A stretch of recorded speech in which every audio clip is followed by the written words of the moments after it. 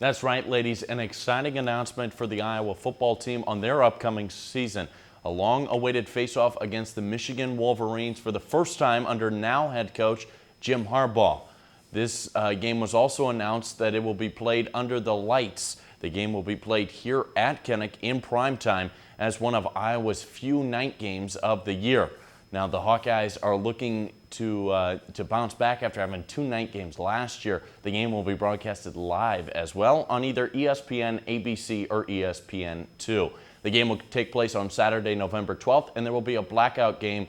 It will be the blackout game for the Iowa football season.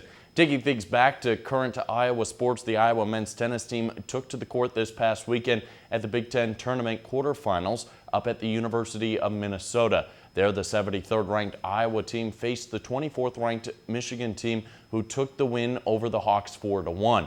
This loss ended Iowa's season with a 12-17 record overall, with a silver lining for the Hawkeyes as 5 of those 12 victories were against nationally ranked opponents. The Iowa baseball team took to Kansas Saturday on Sunday, finishing out a close and seemingly low-scoring series. While the Hawkeyes won the first game 2-1, it was the Wildcats that took home the series with a 4-2 win later on Sunday. The Iowan TV baseball reporter Jordan Maloney has more on the soggy series. It was a dreary weekend at Duane Banks Field as the Iowa baseball team fought off more than just rain. With a close loss on Friday and a rain out on Saturday, Sunday's doubleheader seemed to follow the same pattern. While the Hawkeyes couldn't seem to put enough runs on the scoreboard, Iowa's pitching stayed strong throughout the series. But the Hawkeyes grabbed the win in the first game of Sunday's doubleheader with a solo home run in the 7th inning from center fielder Joel Booker and impressive pitching from sophomore relief pitcher Nick Gallagher. My goal is just basically perform well when the coach calls my name. It doesn't matter if I'm starting or in the bullpen.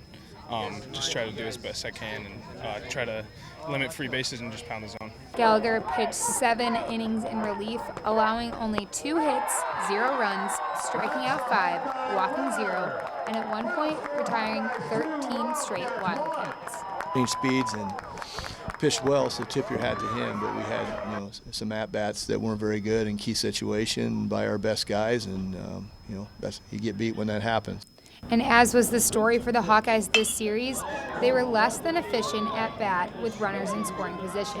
I mean, it's definitely disappointing. You work pretty hard at trying not to do that, and then when it happens, it makes you wonder if you're getting through to them. This has been Jordan Maloney with Daily Iowan TV Sports. The Hawkeyes head back to the field for their final non-conference home game on Tuesday at Duane Banks Field before heading to Columbus, Ohio for a 3-game Big Ten series with Ohio State. From baseball, we toss it over to softball field, where the Iowa women's softball team had a little bit of a shortcoming this weekend as the ladies took on Illinois this past weekend and dropped the final game 0-8 in just 5 innings on Sunday afternoon. That loss gave the Illini the 3-game sweep over the Hawkeyes. Illinois started the game 3 off with a bang, taking 6 runs by the bottom of the first inning and taking the rest of their 2 runs in the 5th. Iowa pitcher Shayla Starkenberg allowed 6 runs on 3 hits and 3 innings while she was in the circle, while Illinois pitcher Aaron Riding kept Iowa to no runs on the mound, and Illini's Jade Venkakis held Iowa to just 2 hits over 5 pitched innings. The Hawkeyes return to action this Tuesday, heading to Ames for the Cyhawk series against the Iowa State Cyclones. That's all we have for today in sports. Back to you two at the desk.